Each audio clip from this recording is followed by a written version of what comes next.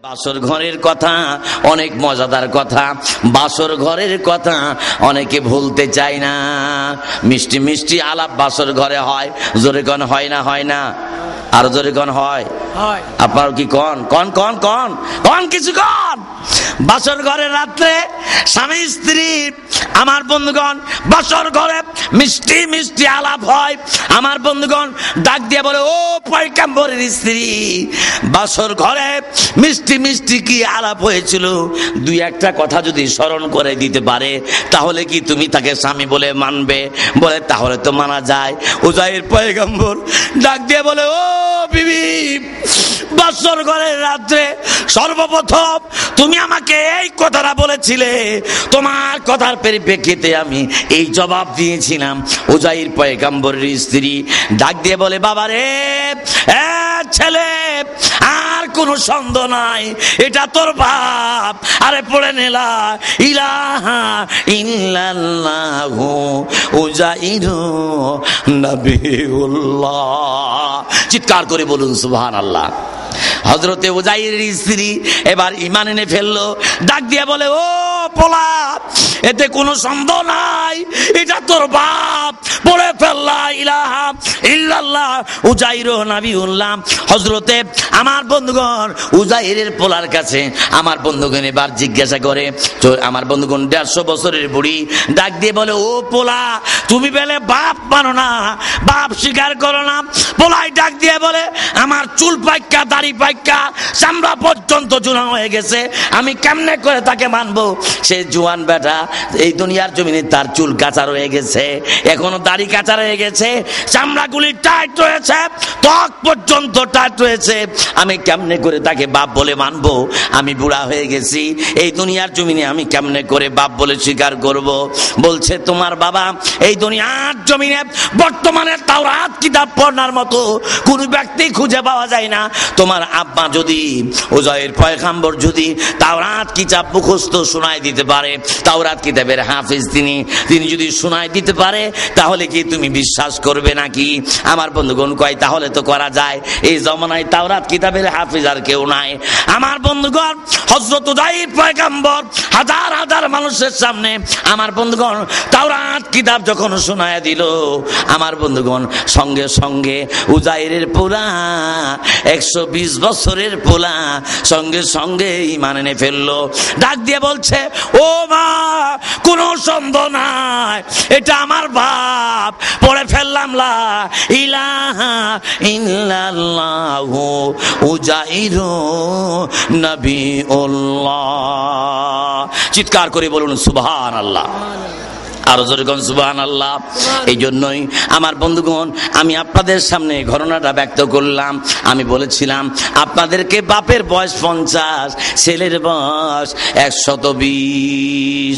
ছেলে বাপ যখন মারা যায় 50 বছর হায়াত নিয়ে, আমার বন্ধুগণ হায়াত নিয়ে যখন মারা যায়, ছেলের বয়স তখন 20 বছর ছিল। আমার বন্ধুগণ 100 বছর চলে গেল, ছেলের বয়স হলো 120 বছর। উনি মৃত্যু অবস্থায় থাকলো।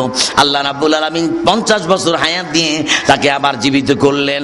আমার বন্ধুগণ উনার 50 বছরই হায়াত রয়ে গেল, এদিকে পোলার বয়স হয়ে গেল 120 বছর। এই জন্য আমার 3টা সিডি চলে, ক্যাসেট, আমার বন্ধুগণ টিভিতে। আমার বন্ধুগণ দেখেছেন ইতিপূর্বে অনেক মানুষ, বাপের বয়স 50, ছেলের বয়স 120। আমি আপনাদেরকে বলতে চাই, ও দুনিয়ার মুসলমান ভাইরা, আমার বন্ধুগণ আল্লাহ পারে না, পারে না, জোরে গণ, আরো জোরে গণ, পারে কি পারে না? কাদের কুদরত দারি হারচে খাহি আকুনি, জিন্দারা বাজানে বকশি, মুর্দারা বাজাকুনি। ও দুনিয়ার মুসলমান ভাইরা, ভালো করে খেয়াল করে শুনেন, মহান আল্লাহ তাআলা এই দুনিয়ার জমিনে অসংখ্য নিদর্শন, অসংখ্য ঘটনা ঘটিয়েছেন। আমি আপনাদেরকে বলতে চাই, ভালো করে খেয়াল করে শুনেন আমার বন্ধুগণ। এই দুনিয়ার জমিনে আপনারা জানেন আফগানিস্তানের রাজধানী হলো, আমার বন্ধুগণ আগে ছিল গজনম শহর, এখন বর্তমান আফগানিস্তানের রাজধানী হলো আমার বন্ধুগণ কাবুলে, ঢাকা। আমার বন্ধুগণ আমাদের বাংলাদেশের রাজধানী ছিল আগে সোনারগাঁ, বর্তমানে হয়েছে আমার বন্ধুগণ ঢাকা রাজধানী। কথা বলেন ঠিক না বে ঠিক? এটা পরিবর্তন হতে পারে, এটা স্বাভাবিক। আগে ছিল গজনব শহর আমার বন্ধুগণ, বর্তমানে রাজধানী আফগানিস্তানের রাজধানী হলো কাবুলে। আমার ভাইরা, বাংলাদেশের যেমন আগে সোনারগাঁ ছিল, এখন বর্তমানে হয়েছে ঢাকা রাজধানী। আমি আপনাদেরকে বলতে চাই আমার বন্ধুগণ, গজনব শহরে একজন পরাক্রমশালী আমার বন্ধুগণ মুসলিম নরপতি, একজন বাদশাহ আমার বন্ধুগণ বসবাস করতেন, যিনি ভারতবর্ষকে 17 বার আক্রমণ করেছেন। ও দুনিয়ার মুসলমান ভাইরা, ভারতবর্ষকে যিনি 17 বার আক্রমণ করেছেন আমার বন্ধুগণ, এরপরে বিজয় অর্জন করেছেন। মুসলমানেরা ইতিহাস ভুলে গেছি। ভারতবর্ষ 17 বার আক্রমণ করার পরে আমার বন্ধুগণ ভারতবর্ষে আমার বন্ধুগণ আক্রমণ চালানোর পরে তিনি বিজয় অর্জন করেছিলেন। আমি আপনাদেরকে বলতে চাই, মুসলমান আমার বন্ধুগণ ঘুমিয়ে থাকলে চলবে না। আমার বন্ধুগণ নানান ধরনের বিপদ মুসিবত মুসলমানের উপরে আসতেছে এবং আসবে। কথা বলেন ঠিক না বেঠিক? আরো জোরে কোন ঠিক না বেঠিক? ভালো করে খেয়াল করে শুনেন, হেদায়েতের মালিক আল্লাহ, যাকে হেদায়েত করবে আল্লাহ রাব্বুল আলামিন, দুনিয়ার কেউ তাকে আটকায় রাখতে পারবে না। আমার বন্ধুগণ জেলখানায় রাখুক আর যে কোনো জায়গায় রাখুক না কেন, হেদায়েতের মালিক হলো আল্লাহ। যাকে হেদায়েত করবে জেলখানার থেকে হেদায়েত প্রাপ্ত হয়ে থাকবে। আমার বন্ধুগণ কবরে যাবে হেদায়েতের আমার বন্ধুগণ এই দুনিয়ার জমিনে বাতি নিয়ে, ইমানের বাতি নিয়ে কবরে চলে যাবে। কথা বলেন ঠিক না বেঠিক? মনে রাখবেন মুসলমান, আমি আপনাদের কাছে যেই কথাটা বলতে চাচ্ছি আমার বন্ধুগণ, ওই গজনব শহরে আমার বন্ধুগণ একজন গোলাম ছিল, তার নাম হলো গোলাম সবকতগীর। গভীর মনোযোগ ভালো করে খেয়াল করে শুনেন। গোলাম সবকতগীরের বাদশা ছিল আলোকতগীর। আমার বন্ধুগণ বাদশাটাকে খুব ভালোবাসতো। একদিন কাজ কাম শেষ হয়ে গেছে, বাদশাকে ডাক দিয়ে বলছে, আমি গোলাপ মানুষ, আপনি দয়া করে যদি আপনার ঘোড়াটা দিতেন আমি একটু শিকারে যাইতাম, যদি শিকার করে আনতে পারতাম হরিণ, তাহলে পারে শিকারীদের খাতার ভিতরে আমার নাম পড়ে যেত, শিকারীদের লিস্টের ভিতরে আমার নাম পড়ে যেত। বাদশা বড় ভালো মনের মানুষ। আমার বন্ধুগণ ডাক দিয়ে বলে, ও গোলাম সবকতগীর, যাও ঘোড়া নিয়ে চলে যাও। এবার গোলাম সবকতগীর ঘোড়া নিয়ে আমার বন্ধুগণ তিনি চলে গেলেন। আমার ভাইয়েরা, এবার শিকার করার জন্য এই পাহাড় থেকে ওই পাহাড়, ওই পাহাড় থেকে এই পাহাড়, এমনি করে দৌড়াদৌড়ি শুরু করে দিলেন। আমার বন্ধুগণ কোনো শিকারি মিলে না। সন্ধ্যাবেলা দেখে দুই দিকে দুইটা পাহাড়, মাঝখান দিয়ে আমার বন্ধুগণ একটা মাঝখান দিয়ে আমার বন্ধুগণ রাস্তা, ওই রাস্তার মাঝখানে একটা হরিণের বাচ্চা দাঁড়ায় রয়েছে। এই হরিণের বাচ্চাটা আমার বন্ধুগণ দেখে দৌড়ায় গিয়া চিন্তা করলেন, হরিণের বাচ্চা আমি ধরে নিব। হরিণের বাচ্চা হরিণ না হয় পাইলাম না। ওই দুনিয়ার জমিনে ওই বাদশার, এই দুনিয়ার জমিনে বাদশার যে সমস্ত এমপি মন্ত্রী আছে, বাদশার যে সমস্ত উজির আছে, ওরা আমাকে হয়তো ধিক্কার দিবে, মন্ত্রী এমপি আমাকে ধিক্কার দিবে, নানান কথাবার্তা বলবে। অতএব এই দুনিয়ার জমিনে ধিক্কারের ডালি থেকে বাঁচার জন্য তিনি হরিণ না হয় নাই পাইলাম একটা হরিণের বাচ্চা শিকার করে নিয়ে চলে যায়। এই বাচ্চাটাকে দরিয়া দনিয়া এবার গুনার পৃষ্ঠে নিয়ে রওনা করেছে রাজদরবারে। যখন নাকি চাবুক মারছে হরিণকে, আস্তে করে বাচ্চাটাকে জড়িয়ে ধরিয়া ওড়ার পৃষ্ঠে রওনা করেছে যখন, তখন দেখে পিছন থেকে টপ টপ টপ টপ করে আমার বন্ধুগণ আওয়াজ করে। হযরতে আমার বন্ধুগণ এই দুনিয়ার জমিনে, আমার বন্ধুগণ এই দুনিয়ার জমিনে গোলাম সবকতগীর তিনি চিন্তা করলেন, আমি ঘোড়ার পৃষ্ঠে চড়ে যাচ্ছি, কিন্তু পিছন দেখতে কি আওয়াজ হচ্ছে একটু দেখি তো। পিছনের দিকে চায়া দেখে ওই বাচ্চা হরিণীর মা পিছন দিক থেকে বাচ্চার মায়ায় পাগলের মতো চুরে চুরে আসতেছে। আমার বন্ধুগণ যখন পিছনের দিকে চায় গোলাম সবকতগীর, তখন নিজের জানের মায়ায় জঙ্গলার ভিতরে চলে যায়। আবার যখন ঘোড়াটা নিয়ে রওনা করে, হরিণের বাচ্চা নিয়ে রওনা করে, তখন আবার পিছন দিকে টাপ টাপ টাপ টাপ করে দৌড়িয়ে ছুটে আসে। আমার যখন ঘোড়া থামিয়ে দেয়, হরিণী দৌড়ায় নিজের জানের মায়ায় জঙ্গলের ভিতরে যায়। আবার নিজের সন্তান এই দুনিয়ার জমিনে ভালোবাসে, সন্তানের মায়া আবার পিছনে পিছনে রওনা করে।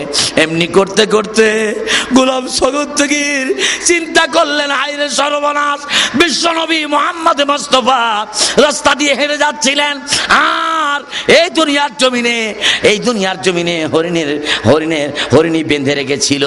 আল্লাহর নবী নির্দেশ করলেন, এই ইহুদি হরিণী ছেড়ে দে, বাচ্চা দুইটাকে দুধ পান করায়া ফিরে আসবে। আল্লাহর নবী, বিশ্ব নবী হরিণী ছেড়ে দিয়েছে হরিণের বাচ্চার দুধ পান করাবার জন্য।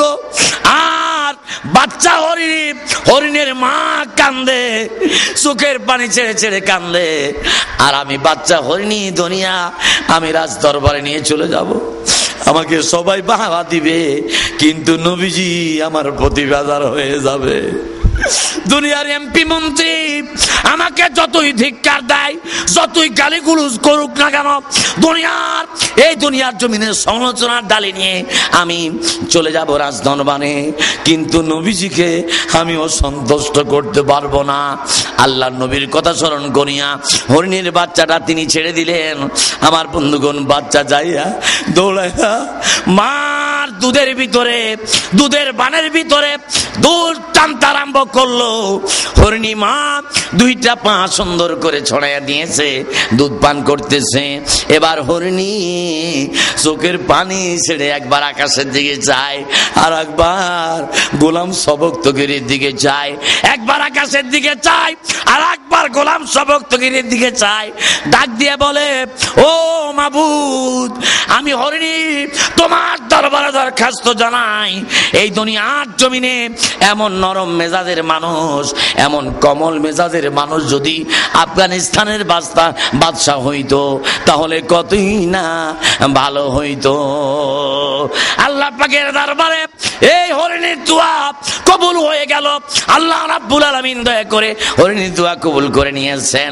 এই দুনিয়ার জমিনে আল্লাহ ওয়ালাদের দোয়ায় আমার বন্ধুগণ দেশ স্বাধীন হয়েছে, বাংলাদেশ মুসলমান স্বাধীন হয়েছে। আমার বন্ধুগণ 54 বর্গ, আমার বন্ধুগণ মাইল, আমার বন্ধুগণ এই দুনিয়ার জমিনে 54,000 বর্গ মাইল আমার বন্ধুগণ আমরা শত্রু মুক্ত করেছি, স্বাধীন করেছি, এই বাংলাদেশ স্বাধীন করেছি। আমার বন্ধুগণ 54,000 বর্গ মাইল আমার বন্ধুগণ এরিয়া। আপনারা জানেন 1,47,000 আমার বন্ধুগণ 570 আমার বন্ধুগণ কিলোমিটার, আমার বন্ধুগণ বর্গ আয়তন এই দুনিয়ার জমিনে আমার বন্ধুগণ কিলোমিটার। ভাইরা আমার, বন্ধুরা আমার, এই দুনিয়ার জমিনে 570 কিলোমিটার আমার বন্ধুগণ এই দুনিয়ার জমিনে এই বাংলাদেশের আয়তন আমরা কিন্তু স্বাধীন করতে পেরেছি। মনে রাখবেন, 3.5 হাত বডির ভিতরে শত্রু রয়ে গেছে, 3.5 হাত বডির শত্রু এখনো মুক্ত করতে পারে নাই। ভালো করে খেয়াল করে শোনান, আল্লাহর নবী বললেন এক যুদ্ধের ময়দান থেকে আসার সময় তিনি বললেন, রাজানা মিন জিহাদিল আসগার ইলা জিহাদিল আকবার। আল্লাহর হাবিব বললেন, আমরা ছোট যুদ্ধ থেকে বড় যুদ্ধের দিকে যাচ্ছি। আল্লাহর নবীর সাহাবীরা বললেন, ইয়া রাসূলুল্লাহ, যেই যুদ্ধের ময়দানে স্ত্রী বিধবা হয়ে গেল, স্বামী ইন্তিকাল করলো, সন্তান ইন্তিকাল করলো, এই দুনিয়ার জমিনে মায়ের কোল খালি হয়ে গেল, কত মানুষ মারা গেল, ইয়া রাসূলুল্লাহ, রক্তাক্ত হয়ে গেল, এই যুদ্ধের চাইতে বড় যুদ্ধ আবার কোনটা? আল্লাহর হাবিব বললেন, এরা জিহাদিন নাফস, নিজের নফসের সঙ্গে জিহাদ করা সবচাইতে বড় জিহাদ। আমার বন্ধুগণ, নিজের নফসের সঙ্গে লড়াই করা সবচাইতে বড় যুদ্ধ, সবচাইতে বড় জিহাদ। আমরা এই দুনিয়ার জমিনে আমার বন্ধুগণ 1,47,570 কিলোমিটার আমার বন্ধুগণ এই দুনিয়ার জমিনে বর্গ মাইল। আমার ভাইরা, আমার বন্ধুগণ, এই দুনিয়ার জমিনে বাংলাদেশ আমরা বন্ধুগণ সারা পৃথিবী নয়, সারা বাংলাদেশ আমরা শত্রু মুক্ত করলাম, কিন্তু 3.5 হাত বডির ভিতরে শত্রু রয়ে গেছে। ওই শত্রুর নাম রাসূল বলেছেন, আমার বন্ধুগণ, আশ-শাইতানু জাসিমুন আলা কালবি ইবনে আদম ফাইজা যাকারাল্লাহ কানাসা ওয়াইজা গাফালা ওয়াসওয়াসা।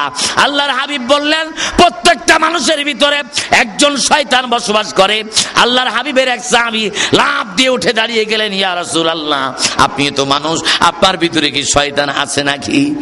রাসূল বললেন, আমার ভিতরে শয়তান ছিল, তবে আমার ভিতরে শয়তানকে আমি মুসলমান বানিয়েছি, তোমরা তোমাদের ভিতরে শয়তানকে মুসলমান বানায় নাও। ও দুনিয়ার মুসলমান ভাইরা, আল্লাহর হাবিব বললেন, আর শয়তানও জাসিমুন আলা কালবি ইবনে আদম, প্রত্যেকটা আদম সন্তানের কলবে শয়তান বসবাস করে। ফাইজা যাকার আল্লাহ, যখন আল্লাহর জিকির চালু হয়ে যায়, খানাসা শয়তান তীরের মতো বেগে যায়। ওয়াইজা গাফালা, আর যে ব্যক্তি গাফেল, শয়তান তাকে ওয়াসওয়াসা দেয়, কুমন্ত্রণা দেয়, ধোঁকা দেয়, প্রণাঞ্চনা দেয়। আমার বন্ধুগণ, এই দুনিয়ার জমিনে শয়তানের ধোঁকা থেকে যিনি নিজের 3.5 হাত বড়িকে মুক্ত করতে পেরেছেন, তিনি প্রকৃত স্বাধীন ব্যক্তি। আমার বন্ধুগণ, স্বাধীনতা অর্জন করেছে, জাহান্নামের আগুন থেকে মুক্তির ফয়সালা করে নিতে পারছে। চিৎকার করে বলুন সুবহানাল্লাহ। দেশ স্বাধীন করলে স্বাধীন হয় না, নিজের 3.5 হাত বড়িকে জাহান্নামের আগুন থেকে মুক্তির ব্যবস্থা করে নিতে পারলে পারে, ওই ব্যক্তি হলো স্বাধীন ব্যক্তি। আমি এই জন্য আপনাদেরকে বলতে চাই, দুনিয়ার মুসলমান ভাইয়েরা, এই গোলাম সবক্তগীর রাজদরবারে চলে গেল। আমার বন্ধুগণ, দুনিয়ার লাঞ্ছনা গঞ্জনার জালি নিয়ে রাজদরবারে এমপি মন্ত্রীরা ডাক দিয়ে বলে, গোলাম, তুমি আবার বাদশার গুনাহ নিয়ে স্বীকার করতে গেছো, স্বীকার মিলে নাই। স্বীকার যদি করতে না পারো, গেল কেন? এই দুনিয়ার জমিনে নানান কথাবার্তা বললেন, মাগরিবের নামাজ পড়লেন তিনি, এরপরে কাজকর্ম সেরে নিয়ে এশার নামাজটা পড়িয়া হযরতে আমার বন্ধুগণ গোলাম সবক্তগীর আমার ভাইরা রাতের বেলা ঘুমিয়ে পড়েছে। চিৎকার করে বলুন সুবহানাল্লাহ। রাতের বেলা ঘুমিয়ে পড়েছে গোলাম সবক্তগীর। রাত্রিবেলা নজর করে ঘুমের ঘরে দেখে লাল টকটকে এই চেহারা একজন মানুষ, মাথার ভিতরে সুন্দর পাগড়ি, হাতের ভিতরে ছড়ি, গায়ের মধ্যে জুব্বা মোবারক। আমার বন্ধুগণ, লাল টকটকে চেহারা, মাথার ভিতরে পাগড়ি, হাতের মধ্যে ছড়ি। আমার বন্ধুগণ, গোলাম সবক্তগীর বলে, আমি নজর করে দেখি পুরা ঘরটা গানে মোহিত হয়ে গেছে। পুরা ঘর এত সুঘ্রাণ, পুরা ঘরটা মোহিত হয়ে গেছে। আমার বন্ধুগণ ডাক দিয়া বলে, কে গো, আপনি কে? এত রাত্রে আমার ঘরের মধ্যে দরজা জানলা বন্ধ, আপনি কে গো? আপনার হাতের ভিতরে ছড়ি, মাথার ভিতরে পাগড়ি, লাল টকটকে চেহারা, আপনি কে গো? আপনার গায়ের গেলারে পুরা ঘর মোহিত হয়ে গেছে। আল্লাহর নবী, বিশ্ব নবী মুহাম্মদুর রাসূলুল্লাহ ডাক দিয়ে বলে, তুমি কি আমাকে চিনো না? আমি মুহাম্মদুর রাসূলুল্লাহ সাল্লাল্লাহু আলাইহি ওয়াসাল্লাম। চিৎকার করে বলুন সুবহানাল্লাহ। আরো জোরে কোন সুবহানাল্লাহ। ভাইরা আমার, বন্ধুরা আমার, নবীকে ভালোবাসলে নবীর দিদার মিলে। জোরে বলেন, মিলে না? মিলে না। আল্লাহর নবীকে ভালোবাসলে আল্লাহর নবীর দিদার মিলে। আমার বন্ধুগণ, এই দুনিয়ার জমিনে, এই জন্য আমি আপনাদের সামনে বলেছিলাম, লাকাদ কানা লাকুম ফি রাসূলিল্লাহি উসওয়াতুন হাসানা। রাসূলের মধ্যে রয়েছে উত্তম চরিত্র, রাসূলের মধ্যে রয়েছে তোমাদের জন্য উত্তম আদর্শ। তোমরা আমার রাসূলকে ফলো করো। এই দুনিয়ার জমিনে রাসূল পাক সাল্লাল্লাহু আলাইহি ওয়াসাল্লামকে আমার বন্ধুগণ ভালোবাসতে হবে, রাসূল পাকের আদর্শ গ্রহণ করতে হবে। আমি তাই আপনাদেরকে বলতে চাই, আমার বন্ধুগণ, বাংলাদেশে যখন ঝড় তুফান আসে, আমার বন্ধুগণ, যখন তুফান আসে, বিপদ যখন চলে আসে, তখন দেখবেন সারা বাংলাদেশে গান বাদ্যা বাজনা বন্ধ হয়ে যায়, গান বন্ধ হয়ে যায়, টেলিভিশনে গান বাদ্য বাজনা সব বন্ধ করে দিয়ে বলে, আমার বন্ধুগণ, হাজী শরীয়তুল্লাহর বাংলাদেশ, খানজাহান আলীর বাংলাদেশ, শাহজালালের বাংলাদেশ, শাহপরানের বাংলাদেশ। আর আমরা বিপদে পড়ে পড়ে ঘরের মধ্যে বলি, আমার বন্ধুগণ, কেউ আজান দেয় কোনো ঘরের মধ্যে, আবার কেউ আমার বন্ধুগণ বিপদ মুসিবতের দোয়া পড়ে। আমার বন্ধুগণ, লা ইলাহা, তুফান আসলে কি বলেন? ঝড় আসলে, তুফান আসলে কি বলেন? লা ইলাহা ইল্লা আনতা সুবহানাকা ইন্নী কুনতু মিনাজ যালিমিন। আবার কেউ আজান দেয় আল্লাহু আকবার, আল্লাহু আকবার, চিৎকার করে বলুন আল্লাহু আকবার, আল্লাহু আকবার।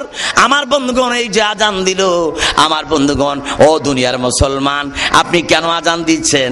আমার বন্ধুগণ, মানুষকে কল্যাণের জন্য দাওয়াত করতেছেন নাকি কিসের জন্য আল্লাহর দিকে আহ্বান করছেন? না, আপনি আমার বন্ধুগণ বিপদ থেকে বাঁচার জন্য বলছেন আল্লাহ তুমি আমার ঘরটা রক্ষা করো, আমার চালটা রক্ষা করো, আমাকে বিপদ থেকে মুক্ত করো, কারেন্টের পিলারটার জন্য ভেঙে না পড়ে যায়, আমার রান্নার রুমটা যেন পড়ে না যায়, আমার গাছের ডালটা ভেঙে যেন ঘরের উপরে না পড়ে, আমার টিনগুলি যেন উড়ে না যায়। আপনি আজান দিচ্ছেন, আমার বন্ধুগণ আল্লাহকে বলছেন আল্লাহ তুমি আমার ঘর রক্ষা করো, এই বিপদ থেকে মুক্ত করো।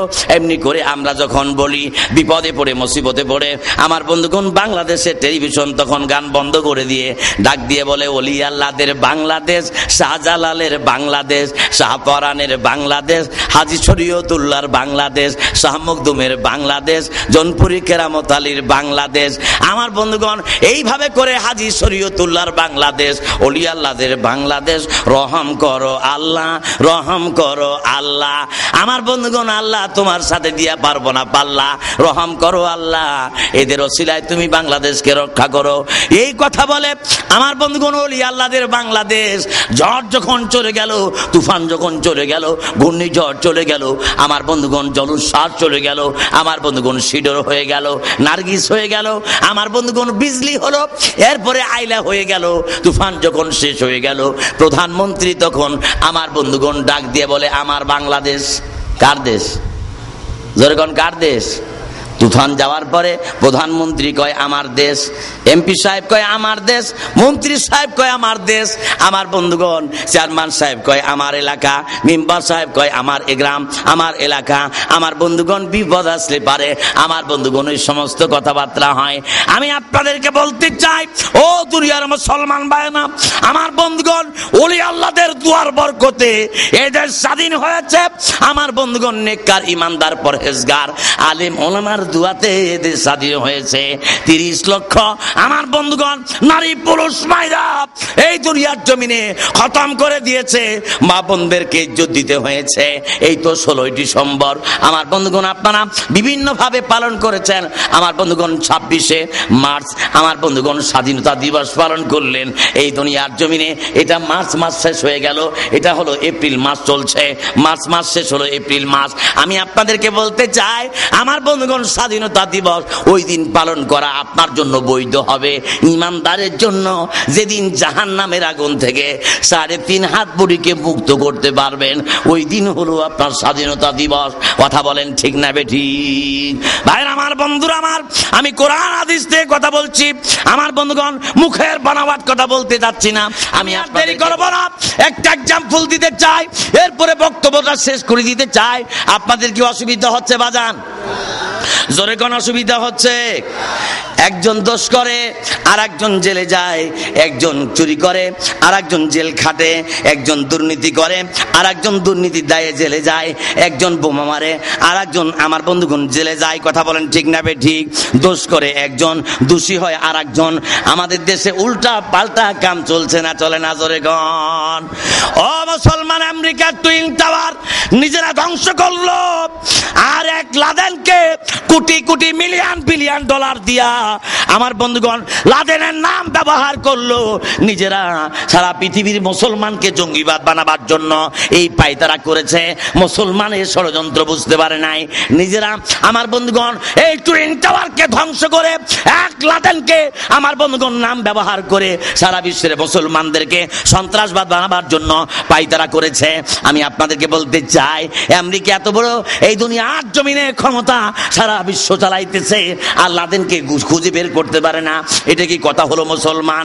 মূল কথা ওইটা নয়, মূল কথা হলো লাদেনকে তারা আমার বন্ধুগণ টাকা পয়সা দিয়ে তার নাম ব্যবহার করা হয়েছে, তাকে গোপনে রাখা হয়েছে, কিন্তু টুইন টাওয়ার নিজেরাই ধ্বংস করে আমার বন্ধুগণ লাদেনের নাম ব্যবহার করেছে সারা বিশ্বের মুসলমানদেরকে সন্ত্রাসবাদ বানাবার জন্য, জঙ্গিবাদ বানাবার জন্য পায়তারা করেছে। এই জন্য মাঝে মধ্যে আমি একটা এক্সাম্পল দেই। আপনাদের অসুবিধা হচ্ছে নাকি? জোরে কোন অসুবিধা হচ্ছে? আমার বন্ধুগণ খেয়াল করে শুনেন, আমি আগে বলেছি ইবাদত হলো দুই প্রকার, একটা হলো হক্কুল্লাহ আর একটা হলো হক্কুল ইবাদ। এটা দুইটার ব্যাখ্যা অন্তত সংক্ষেপে হলো আমি দিব। আমার বন্ধুগণ, আমাদের দেশে গান চলে, বাদ্য বাজনা চলে, কোরআনে তেলাওয়াত বন্ধ হয়ে গেছে। এই কারণে আল্লাহর জিকির বন্ধ হয়ে যাওয়ার কারণে, আমাদের কোরআনের জিকির বন্ধ হয়ে যাওয়ার কারণে আমাদের সংসারে অশান্তি, ব্যক্তিগত জীবনে, পারিবারিক জীবনে, সামাজিক জীবনে, রাষ্ট্রীয় পর্যায়ে ক্ষেত্র অশান্তি। কথা বলেন ঠিক না বেটি?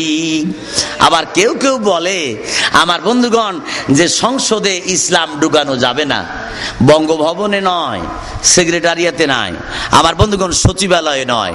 আপনারা বলেন কোন ব্যক্তি যদি বলতে পারে যে সংসদ ভবনে আজরাইল যাবে না, তাহলে আমি বলবো কোরআনের আইন ওখানে থাকার দরকার নাই। কথা বলেন ঠিক না বেটি? আপনারা বলেন সংসদে আজরাইল যাবে না, যাবে না, জোরে কান, যাবে না, যাবে না। যত বড় মন্ত্রী আর এমপি হোক, সংসদে আজরাইল যেতে পারে না, পারে না। বঙ্গভবনে যেতে পারে না, পারে না। আমার বন্ধুগণ সচিবালয়ে, জোরে কান, সিনেমা হলে, যাত্রার প্যান্ডেলে পারে কি পারে না? জোরে কান, জোরে কান, পারে না, পারে না। আমার বন্ধুগণ, এই জন্য আমি বলতে চাই, আমার বন্ধুগণ এদেশে কেউ কেউ বলে আমার বন্ধুগণ ইসলামের দলই বেলে থাকবে না। নাউজুবিল্লাহ কন, আরো জোরে কন। আমার বন্ধুগণ, ইসলামের দল যদি না থাকে, তুমি মরে গেলে বাঁশ কাটবে কে? তুমি মরে গেলে তোমারে গোসল করাইব কে? ইসলামের দলের লোক যদি না থাকে, তুমি মরে গেলে কবর খুঁড়বে কে? তুমি মরে গেলে জানাজা করবে কে? এ মুসলমান, ইসলামের দলের লোক জান্নাতের মধ্যে থাকবে। চিৎকার করে বলেন মারহাবা। কথা বলেন ঠিক না বেটি? জোরে কোন, কোথায় থাকবে? ওরা ফুলসেরাতের রাস্তা বিজলির গতিতে পার হয়ে যাবে। কিসের রাস্তা? আসলে কোরআন শরীফের মধ্যে আসছে আমার বন্ধুগণ ইহদিনা সিরাতাল মুস্তাকিম। আমার বন্ধুগণ সিরাতাল মুস্তাকিমের রাস্তা, ফুলসিরাত, এটা আমার বন্ধুগণ ফার্সিতে, উর্দুতে ব্যবহার হয়েছে। এটা আমরা ফুলসিরাত বারবার বলি, আমাদের দেশে বলা হয়। কেউ কেউ বলেছে আমার বন্ধুগণ, কেজন আজকের আলোচনায় বলেছে ফুলসিরাতের আলোচনা করার জন্য। আমি কথা প্রসঙ্গে এসে গেল এই জন্য। আমার বন্ধুগণ ফুলসিরাতে মরার পরের আলোচনা করতে কয়, মরার আগে আমার বন্ধুগণ মায়ের খেয়ে ভূত হয়ে যাব, আর ফুলসিরাতের রাস্তা কেমনে পার হবো ওই চিন্তা করতেছে। মনে রাখেন মুসলমান, এই দুনিয়াটাই মানুষের জন্য একটা ফুলসিরাত। দুনিয়াটাই মানুষের জন্য। আপনার দোলনা থেকে শুরু করে আমার বন্ধুগণ একেবারে 30 বছর বয়স, 30 থেকে এটা উঠতি বয়স, এটা উপরে কিয়ামতের কঠিন ময়দানে ফুলসিরাতের রাস্তা এরকম ঊর্ধ্বগতিতে থাকবে। আমার বন্ধুগণ 10,000 বছরের রাস্তা। আমার বন্ধুগণ আবার 10,000 বছরের রাস্তা থাকবে সমান গতিতে, আবার নিচের দিকে থাকবে 10,000 বছরের রাস্তা। তার মানে আপনার জীবন দিয়ে বুঝিয়ে দিয়েছে, একটা হলো উঠতি জীবন, জোয়ানি বয়স, জোয়ানি হালত, এটা হলো 10 বছর। আবার এই দুনিয়ার জমিনে আমার বন্ধুগণ, এই দুনিয়ার জমিনে 30 থেকে 60 বছর পর্যন্ত, এখানে মাঝখানে ধরে নেন আমার বন্ধুগণ এটাও আমার বন্ধুগণ 10,000 বছরের রাস্তা। আবার 60 থেকে 90 বছর পর্যন্ত বাকি জীবনটা মনে করেন এটা হলো 10,000 বছরের রাস্তা। আমার বন্ধুগণ আপনার জীবনেই তো ফুলসিরাতের রাস্তায় দাঁড়ায় রয়েছেন, আপনি পরকালের ফুলসিরাত খুঁজেন কেন? দুনিয়ার ফুলসিরাতে আপনি ঠিক মতো আছেন কিনা, লাইন মতো, আল্লাহর বিধান মতো, ইসলাম মতো আছেন কিনা, এটা আগে যাচাই বাছাই করে দেখেন। আমার বন্ধুগণ আমি আপনাদেরকে বলতে চাই, আমার বন্ধুগণ ভালো করে খেয়াল করে শুনেন, আমাদের ঘরে ঘরে কোরআন তেলাওয়াতের দরকার আছে না নাই? কোরআনের আইন যদি বাংলাদেশের রাজধানীতে কায়েম হয়ে যায়, তাহলে পারে প্রত্যেক ঘরে ঘরে আমার বন্ধুগণ কোরআন তেলাওয়াত যদি স্টার্ট হয়ে যায়, আল্লাহর জিকির যদি আমার বন্ধুগণ এসে যায়, আলা বিজিকিরিল্লাহি তাতমাইন্নুল কুলুব, জিকির যদি এই কলবের মধ্যে আল্লাহকে যদি ফিট করতে পারেন, কোরআন তেলাওয়াত যদি করতে পারেন, তাহলে শান্তি এসে যাবে। আমার বন্ধুগণ আমরা কি আল্লাহর আইন মেনে শান্তি পেতে চাই না? চাই না? জোরে কোন চাই না? চাই না। কিন্তু কি করবেন, কোরআনের পরিবর্তে বের হয়েছে গান। আপনি পর্দা মানবেন? আপনারা বলেন আমাদের দেশে নামাজ পড়া কি? জোরে কোন ফরজ। নামাজ পড়া, জোরে বলবেন, নামাজ পড়া, রোজা করা, হজ করা, যাকাত দেওয়া, পর্দা করা, স্ত্রীকে পর্দা করা ফরজ।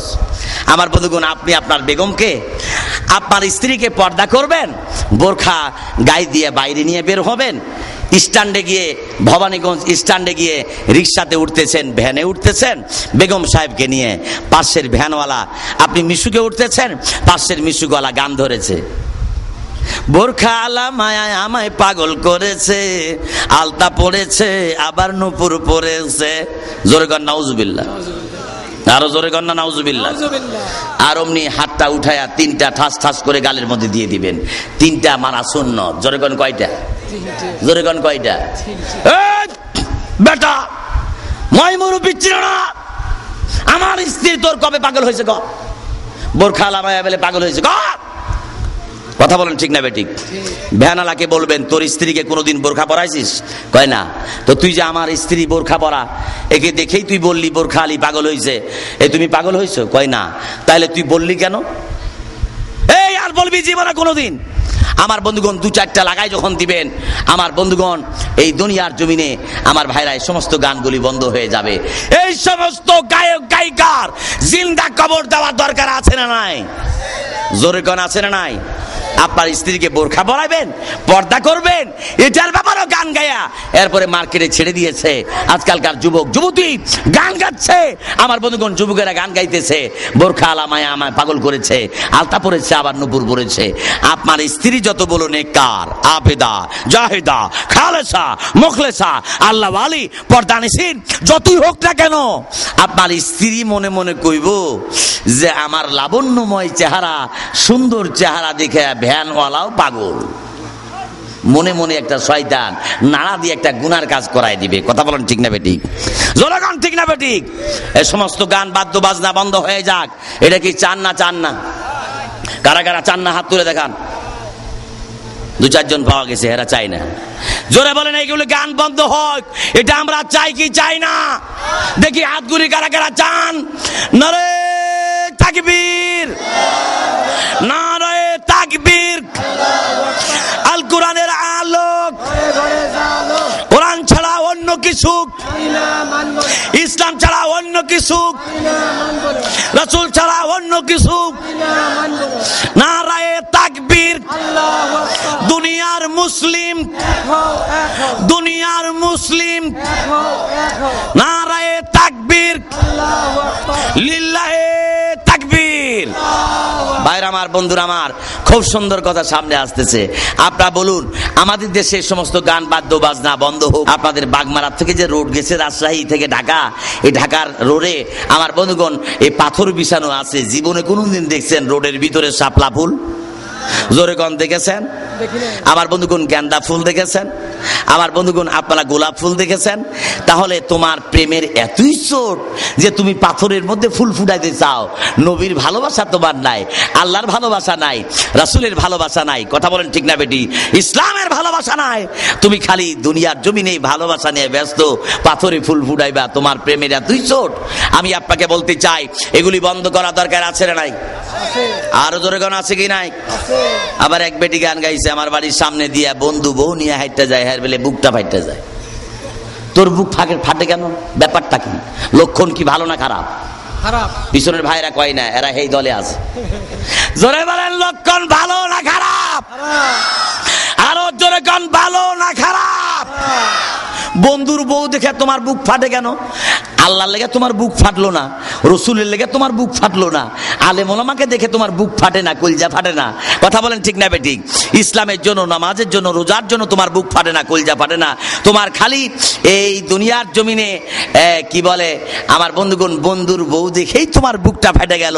আপনারা বলেন আমার বন্ধুগণ, লক্ষণ কি ভালো না খারাপ? আবার এই কথাও কয়, ঘুম ভাঙায়া দিল রে মরার কোকিলে। মরার কোকিল বলে এর ঘুম ভাঙাইছে, ঘুম বেলে ধরে না। আমি বলি ঘুমের ট্যাবলেট নামছে, খা, ঘুমের ট্যাবলেট খা, ঘুমা, না হলে দেশটা ঠান্ডা হবে না। কথা বলেন ঠিক না বেটি? ঘুমের ট্যাবলেট খেয়ে যদি ঘুম না হয়, তাহলে ব্যাংকক যা, চিকিৎসা করে আয়। তারপরে যদি ঘুম না ধরে, তাহলে যে মরার কোকিল তোর ঘুম ভাঙাইছে, ওই কোকিলের নিয়ে তুই পাকিস্তান ভারতের বর্ডার পার হয়ে কাশ্মীরে চলে যা। কথা বলেন ঠিক না বেটি? জোরগান ঠিক না বেটি? ভারত কাশ্মীরে পার হয়ে যা, এই দেশে তোর জায়গা নাই। কথা বলেন ঠিক না বেটি? খালি মরার কোকিলাই তোমার ঘুম ভাঙাইলো। আলে মৌলানা তোমার ঘুম ভাঙাইতে পারলো না। আমার বন্ধুগণ, আল্লাহ তোমার ঘুম ভাঙাইতে পারলো না, রসুল তোমার ঘুম ভাঙাইতে পারলো না, ইসলাম তোমার ঘুম ভাঙাইতে পারলো না, তোমার খালি মরার কোকিলে তোমার ঘুম ভাঙাইছে। এই জন্য এগুলি বন্ধ করার দরকার আছে না নাই জোরে গণ? এই জন্য বলি ময়রা দেখ, একবার ময়রা দেখ। মরবেন না? মরবেন না? জোরে গণ মরবেন কিনা তো বলেন না কেন? এই জন্য এদেশের গায়ক গায়িকা, নায়ক নায়িকাদের গানগুলিরে আমার বন্ধুগণ আমি গজল বানাইছি। যদি আপনাদের ভালো লাগে আমার বন্ধুগণ ক্যাসেটগুলি শুনে নিয়ে যে আমার বন্ধুগণ নিয়ে যে শুনবেন মহাব্বতের সাথে। বলেন ময়রা দেখ, একবার ময়রা দেখ। বলেন বলেন ময়রা দেখ একবার। ওই পিছনে অনেকে বলে না, বলেন ময়রা দেখ একবার ময়রা, ময়রা দেখ একবার ময়রা দেখ। নামাজ রোজা ছাইড়া দিয়া জাহান্নামের রাস্তা ধইরা। বলেন নামাজ রোজা ছাইড়া জাহান্নামের রাস্তা ধইরা, পইড়া গেলে খাইবি ঠেক। ময়রা দেখ একবার ময়রা, ময়রা দেখ একবার ময়রা দেখ, ময়রা দেখ একবার ময়রা দেখ। নামাজ হলো সঙ্গের সাথী বইলা গেছে নবী, নামাজ পড়লে জান্নাত পাবি, আল কোরআনের দাবি। হায় রে আল কোরআনের দাবি। আমার বন্ধুগণ কি বলেন, আল কোরআনের দাবি আছে না নাই জোরে গণ? জোরে গান আছে না নাই? মুর্শিদ হলো সঙ্গের সাথী বইলা গেছে নবী, মুর্শিদ হলে জান্নাত পাবি, আল কোরআনের দাবি। হায় রে আল কোরআনের দাবি। চিৎকার করে বলেন মারহাবা। আরো জোরে বলেন মারহাবা। কোরআন হলো সঙ্গের সাথী বইলা গেছে নবী, কোরআন পড়লে জান্নাত পাবি, আল কোরআনের দাবি। হায় রে আল কোরআনের দাবি। যদি মানিস আল্লাহর কথা পরকালে নাই ঠেকা। বলেন যদি মানিস আল্লাহর কথা পরকালে নাই ঠেকা, যদি মানিস নবীর কথা পরকালে নাই ঠেকা। কোরআন হাদিস খুঁজা দেখ, ময়রা দেখ একবার ময়রা দেখ, ময়রা দেখ একবার ময়রা। কথা বলেন ঠিক না বে ঠিক? আর জোরে কোন ঠিক কিনা? মরার পরে আমার বন্ধুগণ 30,000 বছরের ফুলসিরাতের রাস্তা যদি পার না হতে পারে, ঠেক খেয়ে যদি একবার পড়ে যায় তাহলে পারে আমার বন্ধুগণ দোজখ ছাড়া উপায় নাই। এই জন্য ফুলসিরাতের ব্যাখ্যা চান, গান সারাদিন শুনবেন আর ফুলসিরাতের ব্যাখ্যা চাইবেন। ও মুসলমান ময়রা দেখ একবার ময়রা দেখ, ময়রা দেখ একবার ময়রা দেখ। চিৎকার করে বলেন মারহাবা। মারহাবা।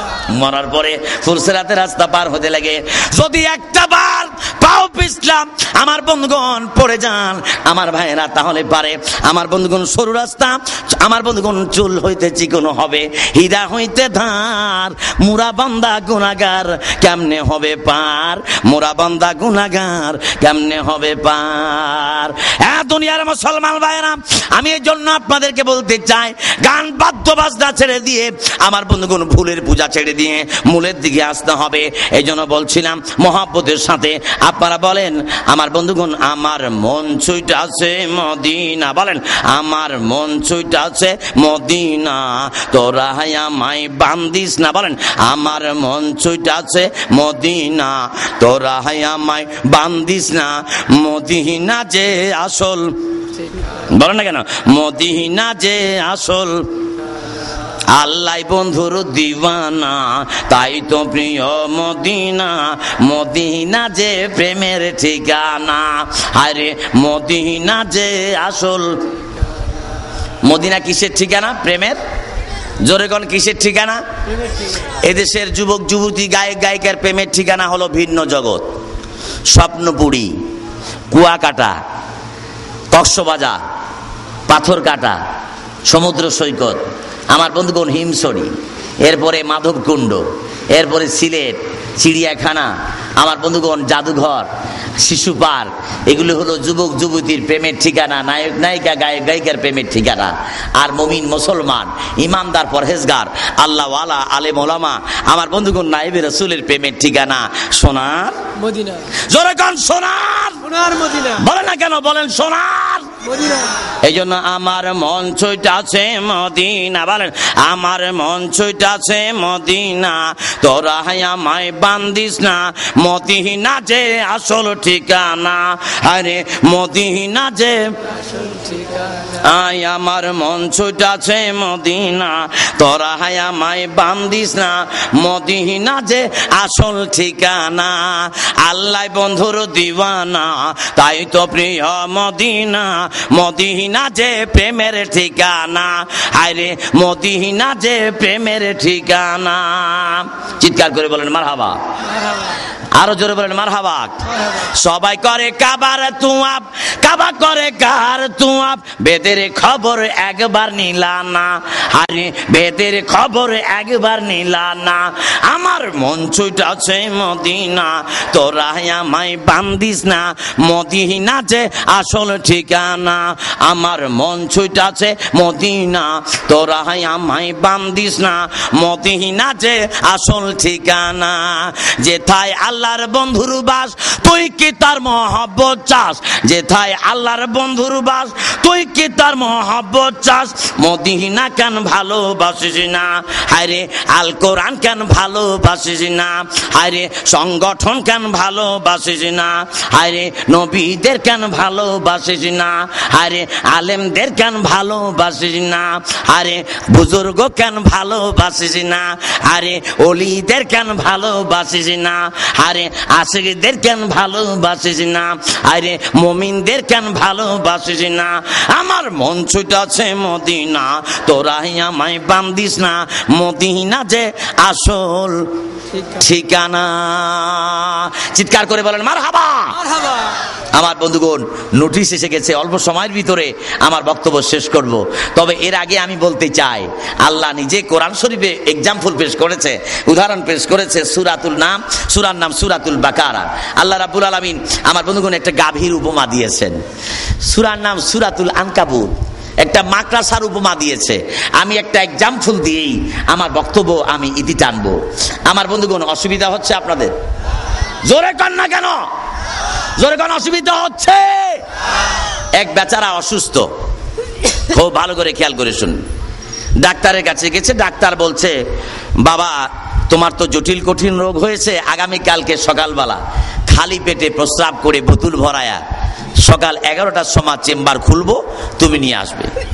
তো বেচারা গ্রামের মানুষ, খেয়াল করেন কথা, ভালো করে খেয়াল করেন, বেচারা গ্রামের মানুষ বাড়িতে যাইয়া সকালবেলা ফজরের নামাজের আগে উঠা 7 আপের বোতল ভরায়া প্রস্রাব করে, এরপরে সুকেশের উপরে রাইখা ফজরের নামাজ কমপ্লিট করে চিন্তা করলেন ক্ষেতের মধ্যে বহু কাজ, এই কাজ একটু করে আসি, তারপরে প্রস্রাবের বোতল নিয়ে ডাক্তারের চেম্বারে 11টার সময় চলে যাব। উনি তো কাজ করতে গেছেন, বাসায় ছিল পোলা ঘুমিয়ে, ঘুম থেকে পোলা উঠে দেখে 7 আপের বোতল সুকেশের উপরে।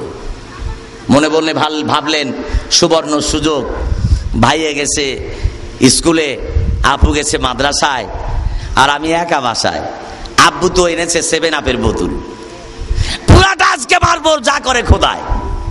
তো উনি সুকেশের উপর থেকে আস্তে করে 7 আপের বোতলটা টাইনা ঘুম থেকে উঠে আর কোনো দিকে ডাইন বাম দিকে না চায়া 7 আপের বোতলটা খুইলা, মুখখাটা খুইলে আস্তে করে কয়েক ডোজ মুখের মধ্যে দিয়া মেরে দিছে। যখন কয়েক ডোজ মারছে 7 আপের বোতল মনে করে, তখন দেখতেছে টক টক টক টক, দুর্গন্ধ দুর্গন্ধ। অন্যদিন 7 আপ আনে, এটার মধ্যে চিনি দেওয়া, সুগন্ধ, আজকে কেন যেন দুর্গন্ধ দুর্গন্ধ লাগতেছে। তো মনটা বড় খারাপ, আজকে আব্বু 7 আপ আনলো চিনি ছাড়া, অন্যদিন চিনি নিয়ে আসে। তো ডাক দিয়েছে, মা মা, মাকে ডাকতেছে। মা কয় কি হচ্ছে? কই? রান্নার রুমে। কি করো? রান্না করি। এদিকে আও। কি হয়েছে? ডাক দিয়ে কয়, আমি 7 আপ খাইতাম না। মা তখন বুঝতে পারছে কোন 7 আপ মারতেছে, মা বুঝতে পারছে। মা দৌড়িয়ে আইছে, কিরে? ডাক দিয়া কয়, প্রতিদিনের 7 আপের ভিতরে চিনি দেয়, আজকে আব্বু 7 আপের বোতল আনছে চিনি ছাড়াই, আজকে আমি খাইতাম না। আস্তে করে বোতলটা জমিনের মধ্যে একটা আছাড় মেরে ফেলে দিল, প্রস্রাবগুলি সব জমিনে পড়ে গেল। মা মধ্যে একটা হাত মেরে ডাক দিয়ে কয়, এ বাজান তুই কি করলি? তোর আব্বার চিকিৎসা করব, টাকা পয়সা নাই, ডিম বিক্রি করেছি, মুরগি বিক্রি করেছি, তোর আব্বা চিকিৎসা করবে, আজ প্রস্রাব বোতলে ধরে রাখছে, ডাক্তারের কাছে নিয়ে যাব। আজকে তুই কোন কাম করলি? তোর বাবা তোরে মারবে, আমারে ডবল পিটান পিটাইব। মা মনে মনে চিন্তা করছে, স্বামী তবে কড়া মেজাজের। এরকম স্বামী আছে না নাই? জোরে কোন আছে কিনা? পান চাইছে, যদি চুন একটু বেশি হয়, সুপারি একটু যদি বেশি হয়, তাহলে দেখবেন খালি খালি চোখ রাঙ্গা বাঙ্গা করে। কথা বলেন ঠিক না বেটি? আর যদি লবণ একটু তরকারি দিয়ে বেশি হয়, তাহলে দেখবেন খাইতে বৈশা কি করে। আমার বন্ধুগণ, এরকম কড়া মেজাজের স্বামী আছে না নাই? জোরেগণ আছে না কেন? বম্বাস্টিক মার্কা মেজাজ। আমার বন্ধুগণ, মনে চাইছে এক বক্সিন মারে দিয়েছে নাকের মধ্যে, নাক ফাটে রক্ত পড়তেছে, একটু পরে ডাক্তারের বাড়িতে নিয়ে যা ব্যান্ডেজ করে নিয়ে আসছে। পরের দিন, ও মিয়া, আজকে তো তুমি এক বক্সিন মারে নাকটা ফাটাই দিলে, আগামীকালকেই তো রাত্রে 12টার পরে ওই স্ত্রীর পাশে শুয়া মিষ্টি মিষ্টি কথা কইবা আর কথা বলেন ঠিক না বেটি? আজকে তো দিয়ে দিলেন বক্সির, নাক ফাটাই দিলেন, কালকে যে শুয়ে থাকবেন ওই বইয়ের পাশে, ওই দিন কি লজ্জা লাগবে না আপনার? এই জন্য এই দুনিয়ার জমিনে স্যাক্রিফাইস করা দরকার। কথা বলেন ঠিক না বেটি? আরো জোরে কোন ঠিক কিনা? স্ত্রী মনে মনে কয়, যদি এখন বোতলের মধ্যে পানি ঢুকাই, তাহলে পারে ডাক্তার যদি বলে এটা ওয়াটার, পরীক্ষা নিরীক্ষা করার পরে যদি বলে ওয়াটার, তাহলে পারে ডবল মাইরের হবে আমার প্রতি ওয়াটার। কথা বলেন ঠিক না বেটি? ডবল মায়ের খাওয়া লাগবে। আমি কি করব? ওইদিকে স্বামী তো বড় কড়া মেজাজের। দেখবেন স্বামী অনেক সময় তরকারিতে লবণ বেশি হলে পারে, আমার বন্ধুগণ, চোখ রাঙায় আর বিভিন্ন ধরনের সিগন্যাল দেয়।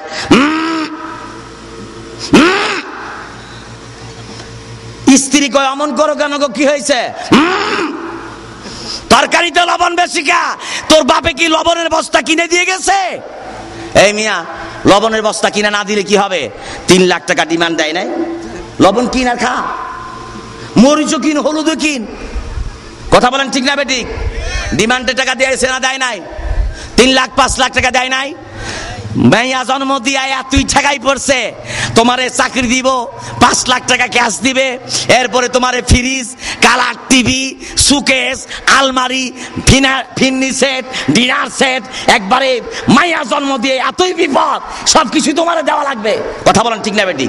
এরপরে আবার লবণের বস্তাও কিনা চাও তুমি? কথা বলেন ঠিক কিনা?